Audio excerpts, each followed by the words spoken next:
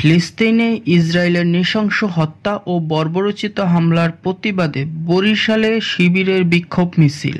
ফিলিস্তিনে ইসরায়েলের নৃশংস গণহত্যা ও বর্বরোচিত হামলার প্রতিবাদে বিক্ষোভ মিছিল ও সমাবেশ করেছেন বাংলাদেশ ইসলামী ছাত্র শিবির বরিশাল মহানগর। ৮ এপ্রিল রোজ মঙ্গলবার নগরীর জিলা স্কুল মোড় থেকে বিক্ষোভ মিছিলটি শুরু হয়ে নগরীর গুরুত্বপূর্ণ সড়ক প্রদক্ষিণ করে টাউন হল চত্বরে গিয়ে সমাবেশের মাধ্যমে শেষ হয়। মহানগর সভাপতি ও কেন্দ্রীয় কার্যকরী পরিষদের সদস্য রিয়াজুল ইসলামের সভাপতিত্বে ও সেক্রেটারি হাসান নাইমের সঞ্চালনায় মিছিল পরবর্তী সমাবেশ বক্তব্য রাখেন বরিশাল বিশ্ববিদ্যালয়ের সভাপতি আমিনুল ইসলাম, বরিশাল জেলা সেক্রেটারি সাইদ আহমেদ প্রমুখ নেতৃবৃন্দ।